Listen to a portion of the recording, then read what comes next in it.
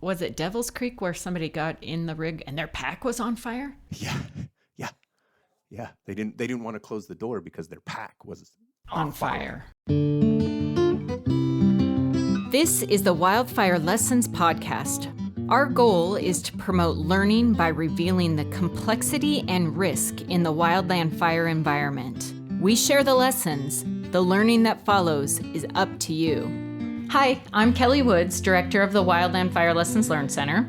On today's episode, Lessons Learned Center analyst Travis Dotson and I visit about some of the key lessons that we gathered in 2021. Most of the incidents we reference are highlighted in our Wildland Fire Lessons Learned Center annual incident review summary. The 2021 summary is based on 171 operational reports, and it's rich with lessons shared by the field.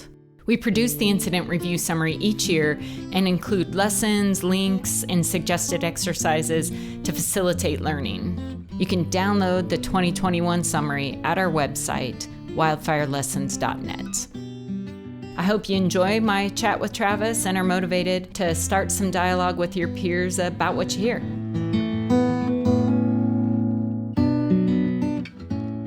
Hey Travis, it's awesome to sit down and talk with you today about some of the lessons and things that we took away from 2021. Yeah, no, I'm excited. It's a big lift to kind of collect all those things and get them down, and then I'm excited to share them because the whole point, right, is that somebody out there, obviously people are already engaged out on the fire ground right now, and maybe some of these lessons will be helpful. So that being said, you want to dive in? You ready? Yeah. Let's get in. From your standpoint, what stands out? What are some of the key lessons or things that we saw at the Lessons Learned Center in reports? Oh man, there's quite a bit there. So I think I'll just kind of go in order. And a thing that people are always really interested in is fatalities. How many, how does it compare? What were the, are there trends? And there was a unique element to fatalities this year. But to start at the top, there were 23 fatalities, wildland fire related fatalities that we recorded in 2021. And in terms of how that compares, last year there was 15. The year before that there was 9. The year before that there was 19. And in the review summary, there is a graph of the last 10 years, right? And so 23 is within the realm of average. It's on the higher side, but one of the reasons why was because there was some COVID fatalities. And I think that people just as soon as people see that, they're like, COVID fatalities, how are you recording that? How are you saying, did they get it at an incident, or how can you prove that? And the process that we used was the United States Fire Administration puts out these fatality notifications. And I wish I could say that was the only threshold that we used, but there was 2 instances where there wasn't a United States Fire Administration note, and that was the 2 water tender operators, and we ended up using a different format for it. But all that to say, there was 6 COVID-related fatalities that were labeled as line of duty death. It was somehow related. I think in most instances it was them contracting it at a fire. And in one instance going straight from the fire to the hospital and not making it home. This isn't a thing that we've dealt with before, and I've always kind of pushed back against the saying that I know people have heard, which is, well, we haven't found a new way to kill a firefighter in a long time. And it's like, maybe every so often there is actually, But anyway, the point to me with the fatalities this year is you look at the graph in the document. There's a bar graph, and there's 6 COVID fatalities, And then the next category is medical, and this is typically things like a cardiac arrest or some other strange something happens where it's like a medical issue in relation to a fire. And then vehicle accidents are after that with 3. Aviation, there was 3. I think that was 2 aviation events resulting in 3 fatalities, a couple falls, and then the next kind of strange category is active shooter, and that was because there was somebody went into a fire station that was a primary wildland response fire station and shot one of the firefighters there while they were on duty. I haven't recorded that type of wildland fatality before, and that's an outlier. And then the rest of them, entrapment, hit by tree, hit by vehicle, and there was actually 1 smoke jumping fatality this year. Those were 1 each. But what stood out to me was that the more like typical operational things, getting hit by trees and entrapments and all that stuff, they were at the low end of the graph, right? All the other stuff is things that we all are, whether you're in logistics or in finance or whatever, like COVID and medical and vehicle accidents, those are all things that apply to everybody. You drive to the incident no matter what function you're going to fill, right? And so it's that classic kind of discussion about where is the risk for you, your thing. And so that was the big thing on fatalities, and then or what stood out to me on fatalities. And then looking at the 10-year graph, we're within the range of normal, and I never know what to say is normal, you know what I mean? Like, I think the average is always, it's different depending on if you use 20 years of data or 10 years of data or the last 5 years of data, and people will swear it's 17.2 or no, it's, 11 or whatever. And it's like, well, we can use any number of years to get an average, right? So I put a trend line in there this year, and it's not level. The trend line meaning like, okay, if you tried to even out the highs and the lows and stuff like that, where would that line be?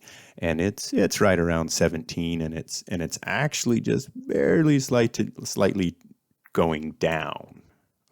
It's pretty close to level, but it's slightly going down, and it's somewhere it's in between 15 and 20. That line stays between 15 and 20 all the way across there. So that's the average. And one thing I will say that's not about last year is this year, we've already recorded 9 fatalities, and it's May. That's the numbers you pulled on that yesterday are, it's pretty sobering, really. Absolutely. I looked back 20 years, and we've only had 9 fatalities total by May 10th. Once in the past 20 years, and that happened in a year where there was a P2V, an air tanker that crashed in Utah en route to New Mexico, that had 3 fatalities. So that was one event that resulted in 3 fatalities, and that's the last time we had 9 fatalities by May 10th. But this year we're talking single incidents. Yeah. We've had multiple entrapments. We've had some cardiac events. We've had some vehicle stuff, and so single incident events. I looked back 20 years, and we have yet. This is the first time that's happened in 20 years. I didn't look past that, but it supports that idea of the fire year. Yeah, it sure does. Yeah. I'd hope that was the end for the whole year. You know what I mean? Like that we didn't see any more fatalities this year, but the numbers don't bear that out either. Yeah, for sure. There's, we're active in the West now, getting more and more. So a lot of people will be mobilizing, driving in rigs, fallen trees, dealing with extreme fire behavior. All those things are, building from here. It's moving to the next topic that in terms of what you saw in the reports last year.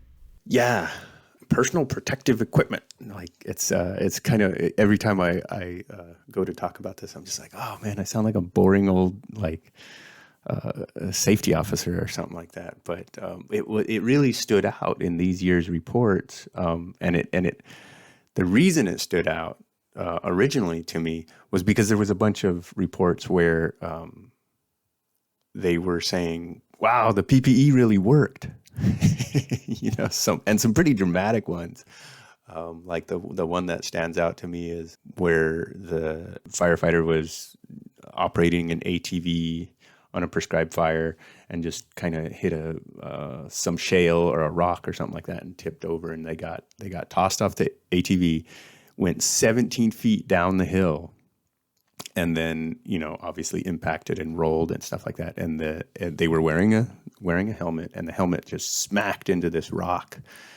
And they describe it in the report and stuff like that. But they were wearing, the DOT like motorcycle style helmet, not just a typical hard hat. And it's like, wow, good thing they were wearing that. Yeah, there's no doubt in that scenario that wearing the DOT helmet and wearing it correctly, having it stay in place on the individual's head, greatly reduced the severity of injury. Yeah, the likelihood of that injury. You know what I mean? It's just like, I was like, oh man. And anytime we get a report like that where it's like, yeah, it's a bad event, but kind of good outcome, that's always like, hey, wow, check it out. PPE works. I try and pass that along. And that's not the only time we've seen that. With the DOT helmets, and we had one a couple years back where a division soup was driving back off the line. There was actually a rainstorm coming in, and he was trying to get back, and he was in a UTV, and it got muddy, and he slipped and went over, tipped the UTV over. He had the same message. He was just like, oh man, wear the real deal helmet, even if you're in a UTV. And I know that it's a constant debate about what should be required to wear both on ATVs and UTVs, and some agencies have made policy and others haven't, and some people leave it open, some agencies leave it open. It's always a point of contention. And I know the thing about being able to hear the radio is a topic that often gets brought up as to why people don't want to wear the DOT, and then sometimes cost, and sometimes just availability. And it's like, well, should we not use the ATV just because we don't have the helmets? And I think sometimes the answer is yes. But that was a dramatic one from last year. There's also the one where the crew was mopping up uphill. Sawyer cuts a portion of a tree that's already laying on the ground, and it starts rolling, and it's a significant, it's part of the bole of the tree, and it starts rolling, and it's just, one of those things that happens, and they're shouting at this person that's mopping up, and it ends up knocking them down and rolling over their head, like over their whole body, but they describe it. And I think that the quote is, the log jammed his face and head into the ground. He could feel the sides of his helmet squeezing his head. So his helmet stayed on, and this is a typical, all the helmets that we all wear. And it cracked. It squeezed the edges together, but it cracked. And in the report, you can see, the line where it just made this big old crack. But they talk about that like, that would have been a bad deal if it was that much force to crack that helmet. Had the helmet been knocked off or whatever, and that log was just putting that much pressure on his skull, like that could have been a pretty bad deal.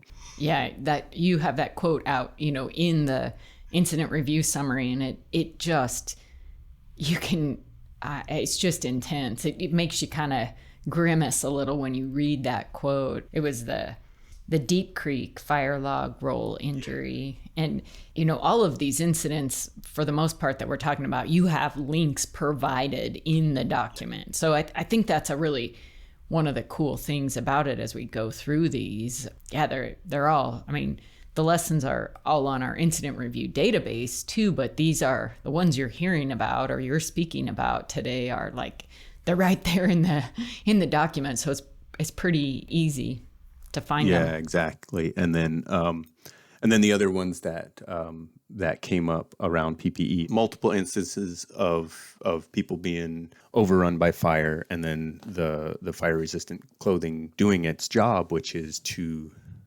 lessen the impact, right? Like a lot of them still got burn injuries, but they were far less severe than, not had that on. And it's kind of funny because it's like nobody's out there.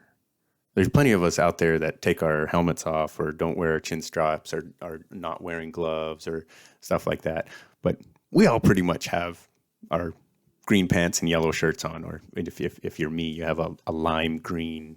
It is quite, yes, the high visibility, high visibility fire resistant shirt. When you're on a fire up there in Washington, I can just about see the glow from Boise. Yes, absolutely. I'll at least people ask me about it, but that's a whole nother podcast. Yeah, for sure. No, there's definite intent there. Yeah. And there's reasons, and it comes from like reports and stuff. Yeah, you read too much. Yeah, exactly. I'm like, I read these things too much because I also have a different version helmet. It's funny. Like I know you're a parent too, and it's like the helmet stuff. I am so paranoid with my son and the helmet thing, and I'm like, Bud, you got to read this, and he's like, Mom, like it's a serious deal, So it's like, yeah, it's funny how that is. How some of these things cross over into everyday life. Some of these lessons. I watched my daughter. She was just cruising on her bike, and it was wet, and she was coming down. I was walking, and she was cruising down, and just slipped and just went sideways and just smashed her head into the sidewalk. And, she was wearing a helmet, and oh my gosh, I've never been so thankful. She ended up like getting a bloody nose, and I thought I was going to have to scoop her up and take her right to the hospital. But yeah, same thing. It was just like, oh my gosh, it just proves it. You got to... tempted to just be like, if you're going to go outside, put your helmet on. Exactly. Totally. Yep. Don't even try it, dude. That's, yeah. But anyway, I think there is something to be said for, yes, of course, we're all wearing our fire resistant clothing, but there is that kind of rolling your sleeves up kind of thing, and then wearing your gloves. There was some high profile events where on both sides where people were saying, I wish I would have worn my gloves because I didn't even have time to even get them out, and they ended up with some serious burn injuries on their hands. And then instances where people, the burn injuries, they did have their sleeves rolled down, and the burns, the discoloration on the fire resistant clothing is all the way down, right up to their wrists. And it is like, oh yeah, if that layer wouldn't have been there, those burns would have been pretty severe. And it goes to the question in that section, which is, all the debate around shrouds and gloves, right? And just have that discussion. What does it look like? Because there's multiple instances where people didn't have time. They always thought they would have time to pull their shroud down, but it turns out when it goes bad in a hurry, and you don't even have time to pull your shroud down or even put your gloves on, right? Yeah, you don't have any time to better your opportunity for, Yeah, what you got is what you got. What you got is what you got. You can't, you don't have time.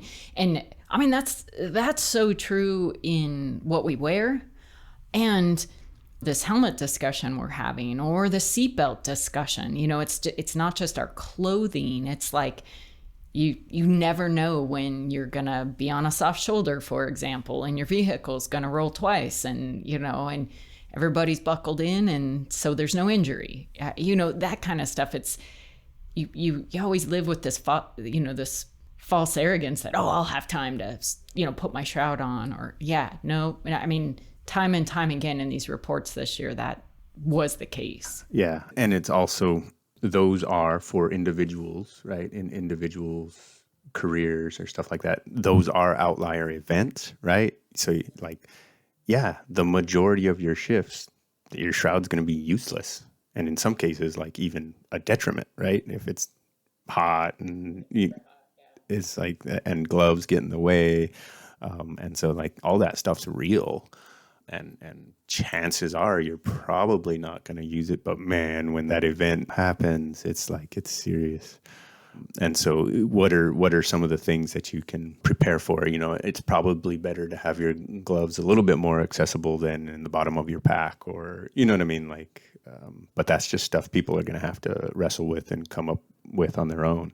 Yeah. And as you say, like reading these, it's a great conversation, because then it gives you the opportunity it just plants the seed of thought, how are you going to behave? What's going to be your, rule for how you protect yourself or not, in what circumstances, and just considering it. Yeah. And people end up in fire shelters all the time without their gloves on, for a legitimate reason.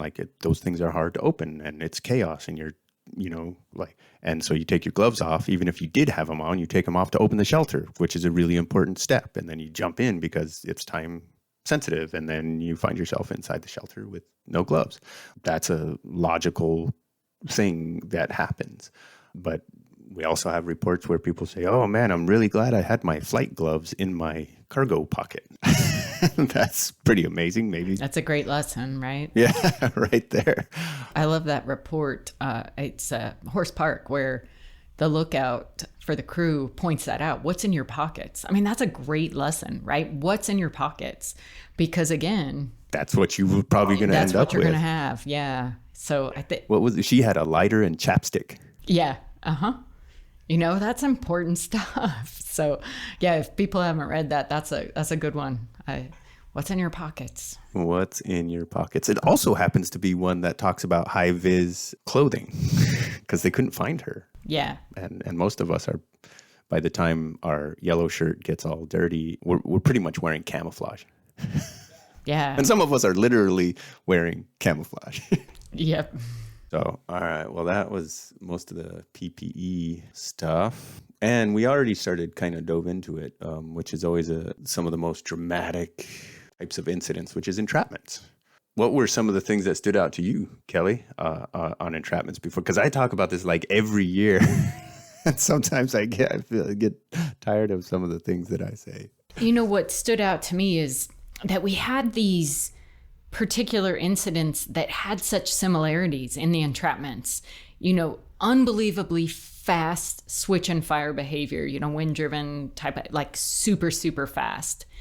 And people would be feet from the black and these events would take place. So to me, that was definitely something. And then just, because when you look at Devil's Creek, the Harris Fire, Kaufman Road, Antelope, Route Fire. I mean, these are all common things that were present in those, a large group of people, or a number of people out doing their jobs, and this wind event or just massive rapid change in fire behavior, and then people are literally running for their lives, right?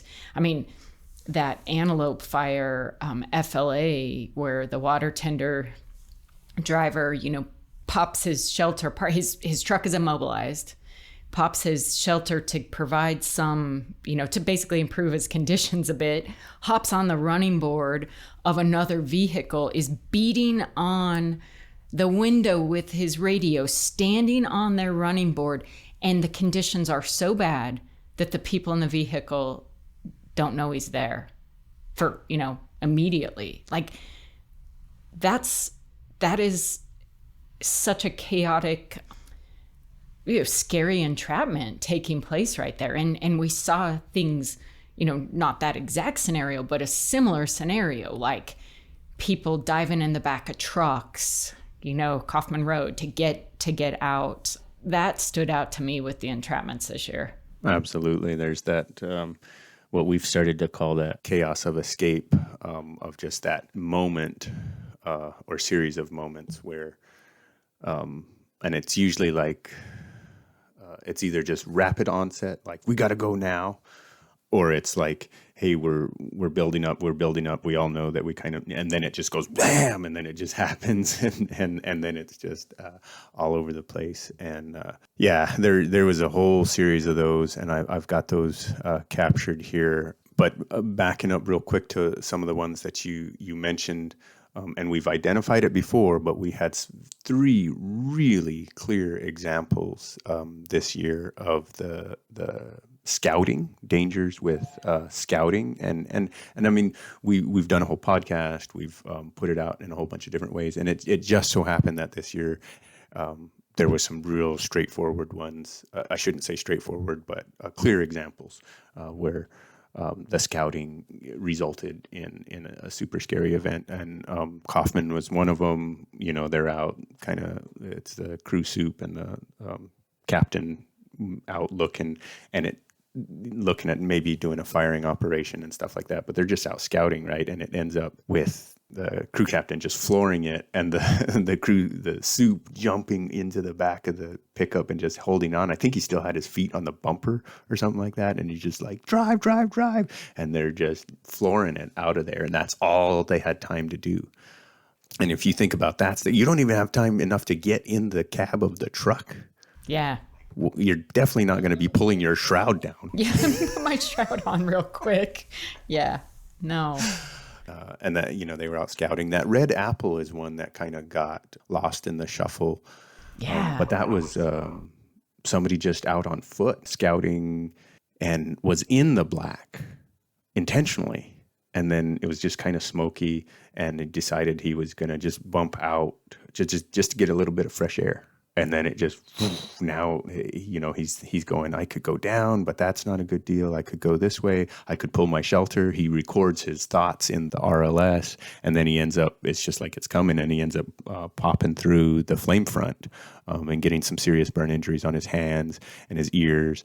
And again, he's just out scouting and very intentionally being in the black and just stepping out just for some fresh air. Like that. Yeah. Something that we do, you know? Yeah. Like, it makes perfect sense. And then the Gales is the other one. They were out scouting, and that person ended up needing an extraction, a short haul, and got short hauled out of there. Yeah. So again, just this plug for scouting in terms of like knowing ahead of time. I love scouting, and I don't ever think of it as this like dangerous thing, but it's like there's a lot of data that says that that I should be more cautious when I'm scouting.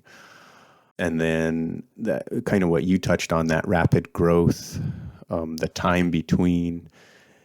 There's a question out there right now having to do with atmospheric conditions and fuel and all that stuff. About the way I put it is, for some of us, are our slides out of date? You know what I mean? In terms of how fast it goes from 0 to 60 or what, you know what I mean? People say, oh, I thought we had a full day before the fire got here, and it got there in 4 hours. Or I thought we had all afternoon, and it got there in, 45 minutes. Yeah, it's a different game. And how can, like your questions you have there, what are some lessons you can use to avoid entrapment? Though, I mean, thinking about these in this new scenario, reading some of these reports we've been talking about and really considering that, like, to me, I'm certainly not in an operational role in my current job, but when I read that report, somebody is standing on your running boards, beating on your window, and you can't see them or hear them. Like, that scenario is something different. And when you read it, it builds a new slide for you, right? Like, okay, thinking about it different. Or, red apple, how many times have we said, well, I'm going to bump out and get some fresh air, or, have people do that. And it's like that, the realities of these things and what people are seeing. And I'm so grateful that people are sharing these stories, because if they weren't, man, so much gets lost. And these are incredible stories and lessons for us all to, capitalize on. Absolutely. And I think that rapid growth, that how quickly it escalates, ties into the PPE discussion, the gloves and the sleeves down, kind of, there's that piece of it. And then it also, like what you're talking about with that antelope, it also brings up this whole staying in your vehicle dilemma. You know what I mean? Because it's like, when it's all going down, sometimes is the vehicle the best place? obviously that depends on what's burning and how it's burning. And we've had both survivals and not survivals in those instances. And there's some reports and there's some guidance out there about stuff. And one of the things that comes up often is we're so conditioned to, in the vehicle you get away, and outside of it you use a shelter, that we don't think of using the shelter while we're in the vehicle. People are feeling windows cracking and plastic melting inside the rig, but the rig is still operational, and that there has been instances, and they've done some studies around like pulling your shelter out and reflecting some of that radiant heat actually buys you something.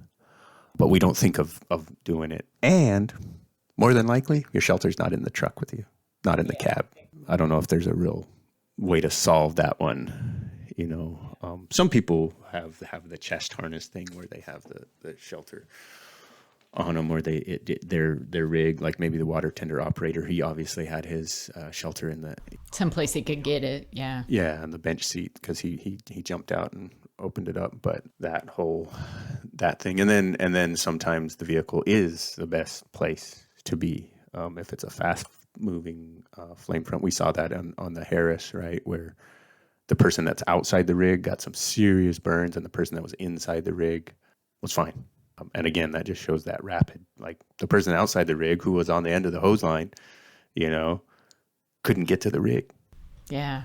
Yeah. And then I think the things you mentioned on that chaos of escape, we had those multiple instances, Antelope, Route, Dark Ravine, Tamarack, where it ends up with people just piling in rigs.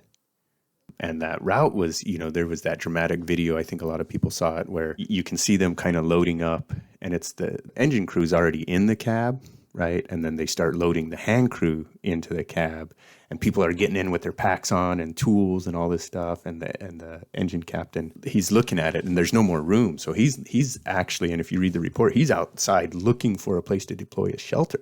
And then the engine operator opens the door and says, get in. And then the engine captain like piles on the lap of the driver, right, as they're headed out. That's the chaos of escape. Like, it's just like, get in any rig you can. Well, and was it Devil's Creek where somebody got in the rig and their pack was on fire? Yeah. They didn't want to close the door because their pack was on fire. Yeah. And Antelope, that's the one with everybody focuses on that, the water tender, because that's the most dramatic piece of it. But there was a whole task force that was trapped in that. And they're scrambling around trying to figure out if they can go through or not. And the Dark Ravine was another one where there was a crew hiking out, and they ended up like running, trying to just pile in any rig you could and get out of there. Like one of the engines ended up cutting the charged hose line. And I remember every time when people would talk about that, I'm just like, when are you going to cut a charged hose line? Like, what scenario would that be necessary? Dark Ravine. Yeah. What about, we saw a couple of instances where in this chaos of escape, automatic locking doors was an issue. Scares me, and it's just a scenario that I never would have thought of. And it makes perfect sense once people kind of explain it. I mean, the first time I read it, I think it was a SafeNet, a Dorothy Draw SafeNet, where they described they're doing a firing operation, and there was reason to quickly get in the rigs and get out.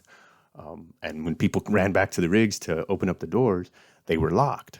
And the scenario was deteriorating quickly enough that I don't remember exactly what it was, if the operator didn't realize real quickly, or if they were moving as fast as they could, but the people that couldn't get in made the decision to go to a different rig just because it was locked. It's not something you'd think about, Yeah. You go a certain, speed and the doors automatically lock in all the new vehicles. So yeah. And in that SafeNet, they detail on that very specific model, hey, this is how you can go in and disable that feature. And of course, it's like, well, man, now you're disabling a safety feature, and do we need to reconsider that? And that SafeNet is out there to look at it. But it's one of those conversations. Hey, is this something and it's not a one-of event either. That's the other thing. The Dark Ravine, they had the same issue, like, oh, they didn't realize that the doors were locked, and Antelope, I don't know if it was auto door lock or not, but the water tender operator that was hanging on the sideboard tried to open the door, obviously, and he couldn't because the doors were locked. And he's, like you said, he's pounding on the window with his radio. Yeah. They can't hear him. And Devil's Creek talks about the same things, just that scramble where everybody's just jumping in whatever rig is available. And somebody was actually run over by the UTV, weren't they? Was that Devil's Creek? He was taking refuge, like dove behind the UTV, and then the UTV operator's trying to get out, and they're just like, oh, we're stuck on something. And they eventually just like back over a firefighter. Yeah. I mean, it's just insane to think about what that scene would be like and how small of an area it really was, Yeah. It's another thing to consider, you know what I mean? And if you're an engine operator or whatever, it's another one of those things like, hey, it's going down. I should at least be aware whether or not my doors are unlocked, because you might be the refuge for people you never met. Exactly. Or some people you care deeply about that are on your crew. Either way, you want them to be able to get in. To get in, yeah. So yeah, that's a real kind of tangible thing that people can look into. I know that, every year we get some little nugget lessons, right? Like little lessons from the learners. You always categorize them in the report. What are some of those that stood out to you? There's a couple of them. One of them is we should all consider getting a carry-all. And it was something we saw in the KMP complex tree strike, but we have seen it twice before this. And that's why I highlighted it, is because, and it's a soft stretcher. It's it folds up. It's pretty small. You can get versions of them that fit in a line pack, obviously, because that's what happened here. They had multiple patients. They had, I can't remember how many people were hit by this section of a tree that fell down, and they had multiple patients. And there's a whole group of people that had these carry-alls in their soft stretchers, and they came out and they were just like, oh my gosh, they were gold in that instance. It was the tool they needed, and we've seen that before in other reports. And it was the same message, like, oh my gosh, here's this tool that is not yet. It's not something that everybody has. And it's not even something that a lot of people know about. My experience is that the folks that are more aligned with the structure world are more familiar with it than those of us that are not. So that's a real, if you got some end of year money, like consider a carry-all or a handful of them. And I think they've got different brand names, but they're soft stretchers. Ask your pals that work at the structure department. They'll get you lined out. Another one is this idea of staging EMS during initial attack. Again, something we have seen mentioned before. And I would say that the wildland fire culture has done this kind of major adaptation over the past 10, 15 years about medical personnel on large incidents. We did not used to regularly see ambulances at drop points and, you know what I mean, ordering medical personnel at the level that we currently do. That's not always been a thing. And so it's funny, it's normal now. I remember when it was first starting to happen, people were just like, geez, isn't that a little kind of like overkill to have every division has to have an ambulance on it? And it's like, that's just kind of, it seems awkward now if we don't. But this is about large incidents, right? And so people have started to question, like, well, how come we don't do that for initial attack? We've had instances where there was some sort of circumstance where there was an ambulance there for initial attack, or maybe not an ambulance, but medical personnel. And they just said, oh my gosh, we're so fortunate that was happening. We should be intentional about that next time. We've seen that before. And on this one, it was actually a crazy incident where they're doing dozer ops at night, and the person out front, they don't call it a heavy equipment boss in the report, but that's the function, the role that they were kind of playing. And they end up getting pinned up against a tree with the blade of the dozer and getting a broken leg from just being pushed up against it. Oh, it I sounds cannot like a even terrible. imagine how painful. Oh my gosh. And yet I can totally see how it happens. It's just loud, and it's hard to hear the radio. And if you don't have a flashlight, or it's just a flashlight shining into the lights from the machine or whatever. But anyway, one of the things they talk about is that a lot of times during initial attack, the local fire district folks show up, and they're the people that have all the medical gear and training, but they demob them real quick.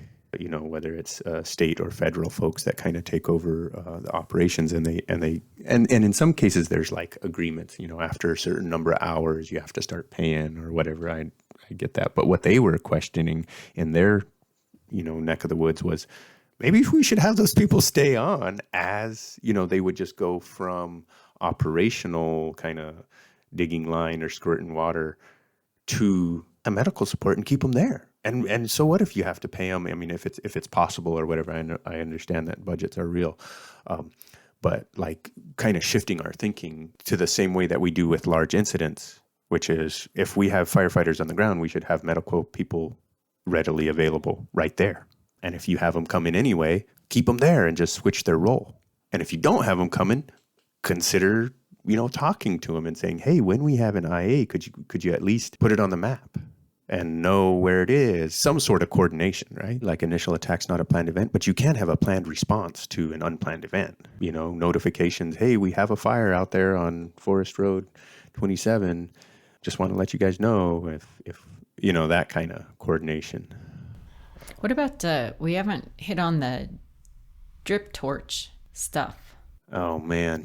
We saw a bit of that, didn't we? Yeah. So we always see drip torch burn injuries. That's a thing that happens with regularity, which makes sense, right? You've got flammable liquid, and those drip torches, they often leak, and they often leak onto your calf on the side that you're holding the torch. And so you're filling up, refueling, and you spill some of the fuel and stuff, and it gets on you, and then it ignites. So we see that regularly. But this year we had 2 instances, one of them which resulted in some pretty serious burn injuries, where the drip torch like fell apart.